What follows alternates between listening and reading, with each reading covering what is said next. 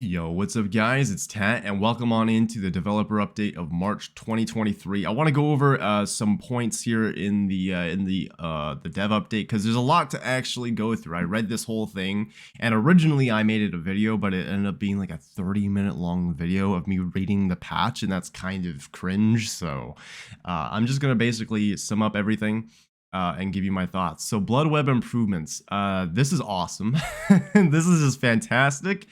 Um, there's now the ability to click on any node that's far away. So for instance, let's look at this image. If I want to click on this battery, I can do that and it will automatically fill out the nodes required to get to that, which is really nice. There's also the automatic purchase, which is something that we know.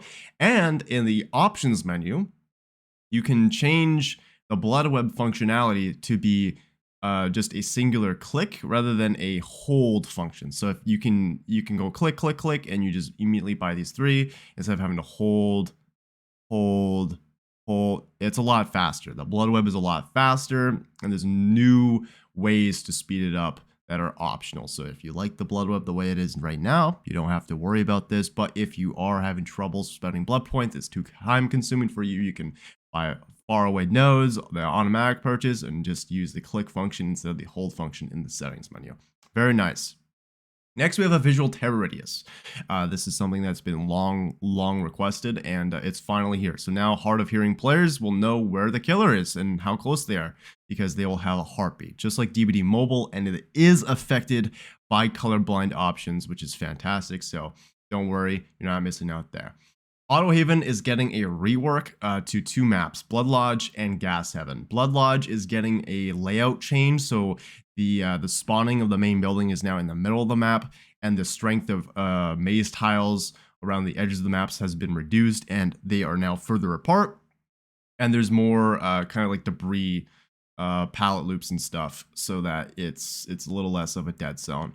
Gas Heaven is getting a similar treatment where the main building is now in the middle of the map. The car walls now have holes in them, so you can actually like run through the map. It's a very porous map now. It's not like so hard limited by like hold W gameplay. And there's, just like Blood Lodge, there's been rebalances to window spawns, pallet spawns, stuff like that, so that it feels fair.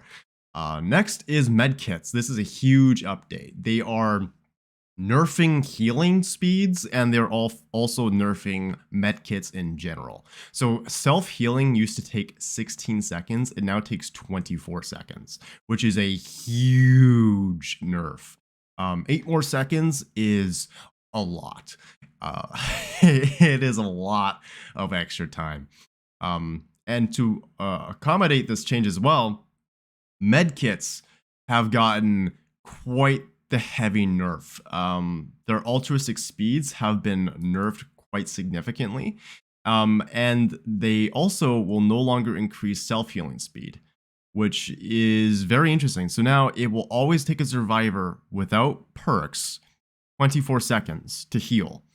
And it will, the number of charge add-ons, because they've done an add-on pass for medkits, the number of charges that a medkit can have at base, you can no longer heal more than twice.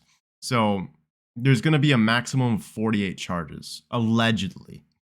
There might be some wiggle room there, but basically, yeah, medkits and healing is way more time consuming. There's also been some perk updates. I really want to focus on a handful of these here because I think there's only a handful that are really worth mentioning. Overzealous has gotten a slight rework. It now will trigger when you bless a totem. So when you bless a totem, you will now also get that 10% speed boost instead of the 8% speed boost, which is very nice. So basically it works on cleansing, blessing, and cleansing at hacks, which is cool. Pain resonance also got a significant change, but this is a significant nerf. It now has tokens, and each time a survivor is hooked on a Scourge Hook for the very first time, the generator with the most progress will explode. So basically it only works like 4 times a game is how I'm reading this. So this is a huge nerf to pain res. Dead Hard also got a massive nerf. Dead Hard will now require you to safely unhook another survivor before the perk becomes activatable. So it's sort of like a pseudo Medal of Man now, which is something I was hoping that they would do. So if you want to use Dead Hard and get that third health state, you actually have to put in effort to do it. You have to go out, get a safe unhook, and then you have the opportunity to use Dead Hard. And once you use it, it deactivates. So very nice. Call Up Brine got nuked from orbit. Thank God. It now does 125% gen speed. It was 200%. So significant nerf. Overcharge, it also got a very heavy nerf. It was 200%. It's now 130%, but its minimum speed was upped from 75 to 85. And then there's like a penalty reduction, but that doesn't really do a whole lot. Circle of Healing. This one got absolutely nuked from orbit. Rest in peace, Circle of Healing, my beloved.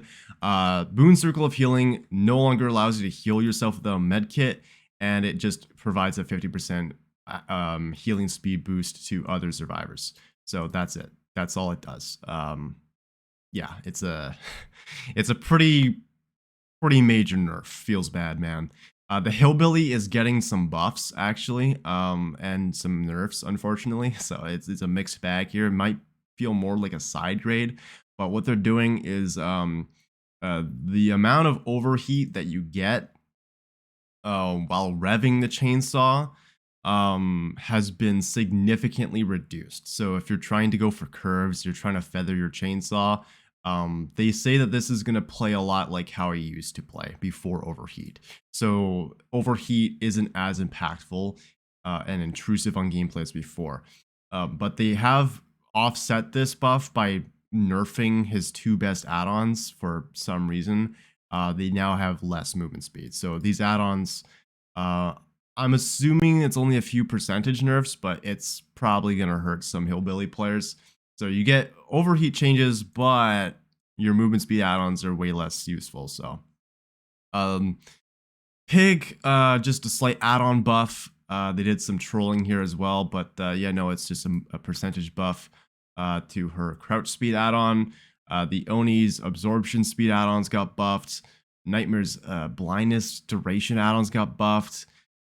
Pyramid Head, this is just, I'm offended by this.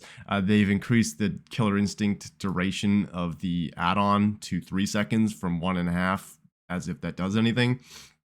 They further nerfed Redhead's Pinky Finger. It now only has 1 bottle instead of 2 bottles. I think they should have just capped this at 2, like they did with Huntress and Iris and Head, where it caps you at 1. I don't get this, but hey, to each their own. They also have completely removed the light burn mechanic because it wasn't particularly like, it wasn't used very often, and a lot of people didn't know about it, and they didn't think that it fit the modern era of DVDs. So now Wraith, Nurse, Artist, and Hag no longer have like flashlight effects. So specifically with the Hag, survivors will now be able to wipe away a phantasm trap. So they're on this base kit counterplay, so you don't need a flashlight to counter the Hag. You can now crouch up to a trap. You'll get an interaction prompt where you spend some time wiping away the phantasm trap, and that will disable the trap. Yeah, I think that this is a pretty good update. There's some lore stuff, but I can't be bothered with the lore. But this is a fantastic update. There's a lot of really good stuff in here, but there's also some things that are like you raise your eyebrow like, huh? And I think some of it is like this, these buffs, this buff as well. This nerf is a little sus, like what? And some of the numbers on the perks are also weird. Like, why is this 125% and then this is 130?